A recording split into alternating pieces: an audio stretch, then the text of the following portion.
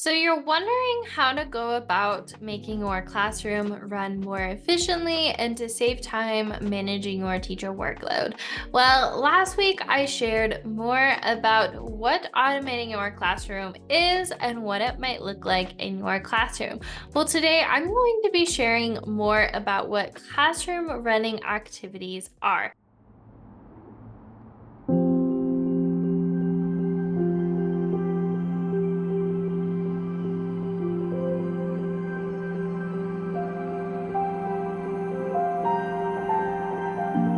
If you are unfamiliar with that term, I actually came up with it. Classroom running activities are the activities you need to do to keep your classroom running. Now, a quick backstory, I started the present teacher a couple of years ago while I was teaching full time. And in order to keep my business running or community running, I had to come up with income producing activities. So these are the activities that you really have to focus on as a business owner and a community builder to keep your business going and your community going strong. Well, I applied a lot of business practices to teaching, and that's when I came up with the classroom running activities. So, classroom running activities, like I said, are the things that you need to keep your classroom running efficiently. And I like to think of them as if you sat back and let your classroom run without doing these things for a month, your classroom would completely fall apart.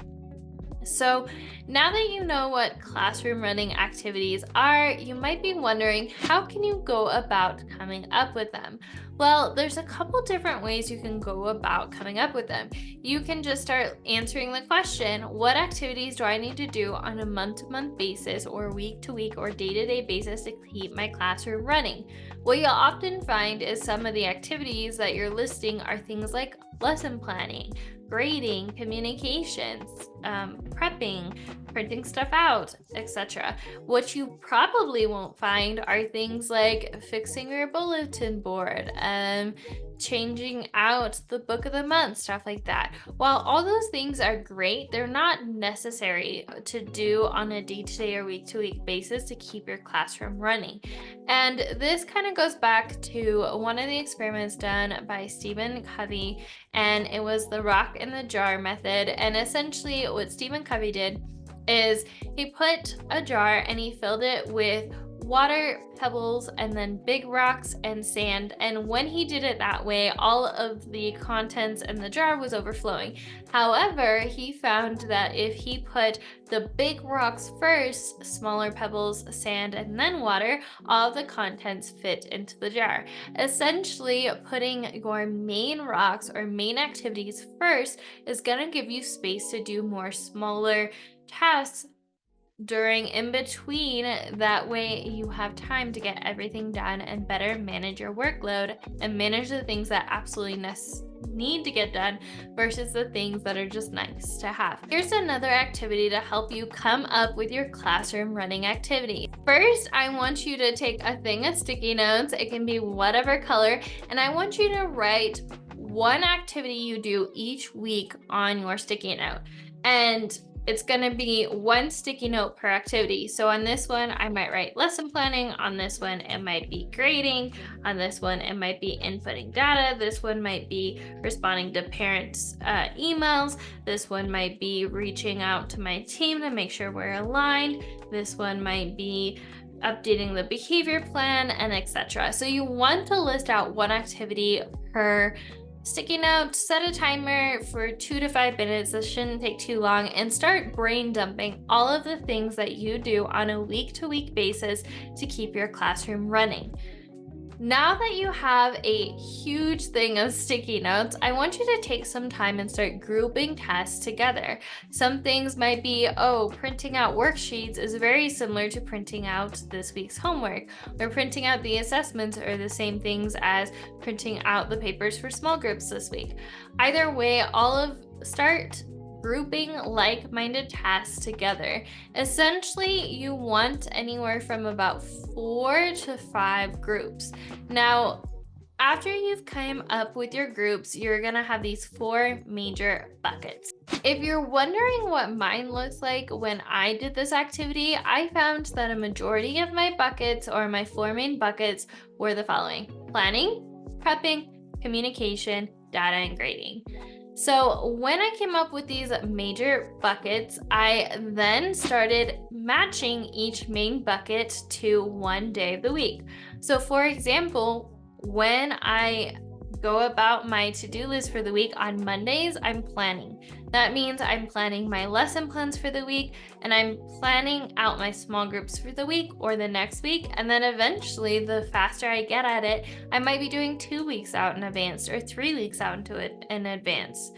The second day on Tuesdays, I'll be prepping. So everything that I just planned out the week before, I'm now going to go out and print and prep for the upcoming weeks. That way, when it's time to do these activities, they're already printed out, ready to go. So essentially what I'm saying is, on Tuesdays, my poor staff had to worry about me being at the printer printing out all my copies for the next 2 or 3 weeks. Sorry about that. On Wednesdays were my communication day. So any emails or newsletters or admin PDs I didn't respond to or get to, I would finish on Wednesdays. And then on Thursdays were my data and grading days. Everything that I did that week, I would then grade and put in my students' folders to take home. And then anything that I need to input data on, whether that was grades or things like small group data, monthly assessments, behavior data, stuff like that, I would then input on this day. Notice I only have 4 days done this week, and that's because on Fridays I always made a catch-up day. If you notice, I do a lot of I work with a lot of energetics when it comes to my schedule. So on Mondays, I would just simply start planning because that took the most energy and the most brain power. And I noticed on Mondays, I feel refreshed from the weekend, so I have more brain power, as opposed to like Fridays where I honestly feel like doing nothing and just kind of spacing out and taking some me time. And then it slowly goes from there. Prepping takes a little more brain power, but not too much. And then on Wednesdays, it's just communication and responding to emails and finishing PDs. And then grading, it doesn't really take a lot of brain power, so I don't necessarily end inputting data. It's pretty mundane stuff, so I don't have to worry about using my full capacity. And then on Fridays are my catch-up days. So let's say on Monday I have an assembly and I don't have a prep that day. It's not that big of a deal because I can just shift everything down or to the next day. Or if I did have a prep and I got everything done for the week, then I can use that day simply for me, whether that's going on a walk or, relaxing or catching up with a friend. Whatever it is, it gives me the energy to kind of just chill and relax and do any odds and ends things that I didn't get to throughout the week. So when you do this, in order to do this, I recommend that you theme your day, aka just pick one focus per day. What you'll notice is when you have one focus per day, energetically, it feels way better than just planning and doing a bunch of things in one single day, like planning and grading and responding to parents and all of that. It could be really hard energetically and feel like you're being pulled in 20 different directions when you do it that way. By focusing on one main thing for that day, energetically it feels way better because you just have one focus you need to get done. So that wraps up how I create classroom running activities and how I use them in my classroom to make teaching easier. If you want to learn more about automating your classroom, I want to invite you to a couple different resources. The first one is I want to invite you to check out the Ultimate First Year Teacher Guide. This answers the top questions I get in regards to being a first-year teacher and how to create systems in your classroom. The second place I would invite you to join us is the Present Teacher Circle. Now, the Present Teacher Circle works with the Thriving Teacher Framework that I created. And essentially, those 4 buckets or classroom running activities I had you come up with earlier, if it matched mine or something different, I cover in the Present Teacher Circle. Essentially, I am showing you behind the scenes all the systems I create and how I put them on autopilot. So, in there, we cover things like planning. How are you going to lesson plan weeks out in advance at a time? We cover prepping. How can you prep out 2 or 3 weeks out in advance? And how can you create that system so it's effortless? We cover things like organization. How can you organize your resources so they're easy to grab and you can reuse them time and time again, and they're easy to find for future years to come? We also cover communication. How are you building positive relationships, not only with your admin and your staff, but with the families as well, so you can have a very supported school year? We also talk about things like data and grading. What data and grading hacks do I have that help me save time, and how can I make that easier? All of these things we cover in the Present Teacher Circle, and what I love about it is it's 12 modules and you can check out any of them at any time.